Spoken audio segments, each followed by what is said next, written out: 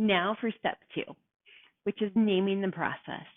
Naming the process upfront in trauma aware coaching allows the client to know that it's not them, they're not broken, the depression or anxiety that they feel isn't because something's wrong with them, it's about what's happened to them.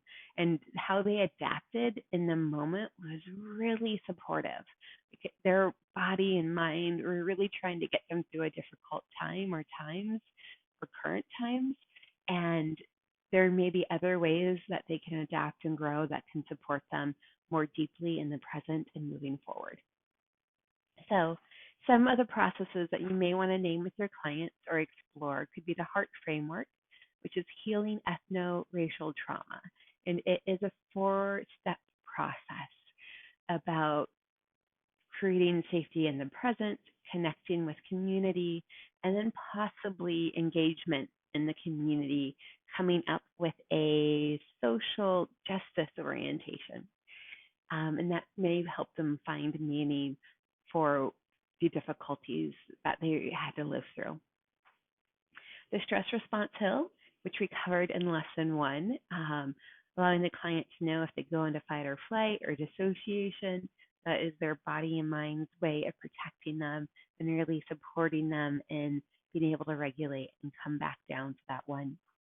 The 4 quadrants, which we covered in the last lesson, which allows them to name some of their old beliefs and old responses, new beliefs and new responses.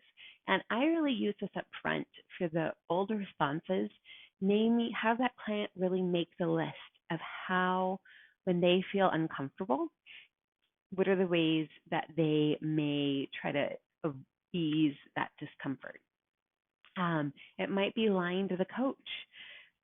It could be talking about everything else but that which is most important to them. So they may go into a lot of details over here, but for like get to tell you this one piece because they are terrified to explore it.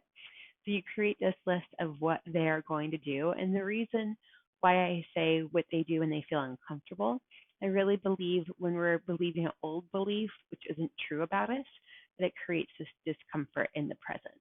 So when I'm believing I'm not enough, I am likely to feel anxiety in my belly. And if someone asks me a question, I might lie to appear perfect because I don't believe I'm enough and can admit that I did something wrong or not as perfectly as I would have preferred. So I am just going to lie and tell them that, oh, I already got it done, even though it's not done and I'm going to have to stay up until midnight working on it. That's a lie that may ease some of the discomfort of the belief, but create long-term pain in the future. And then you can name, the client can name the new responses that they would prefer to do. So it could be telling the truth. A person asks them, how's the project going? And they say, I'm really struggling with it. I'm not going to get it done until midnight tonight and it's due tomorrow.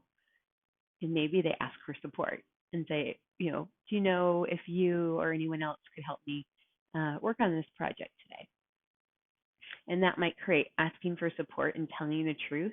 It may create a lot of discomfort in the present, even more than lying about it. But I believe in the long term, it's going to be short-term discomfort for long-term ease, long-term relief. And then, Risma Minikam really speaks to, he names many different types of trauma.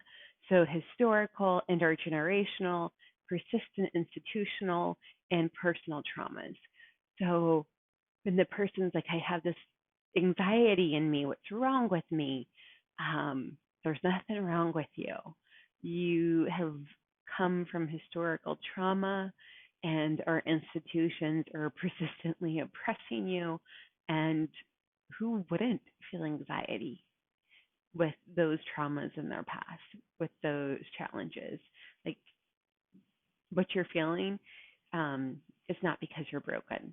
And how can we support you in living your best life?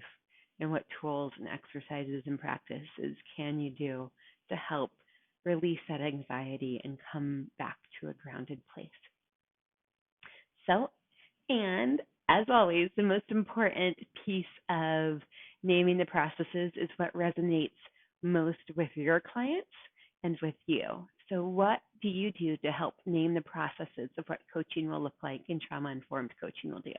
Fill those in, share them with a group. We'd love to hear them. Thanks.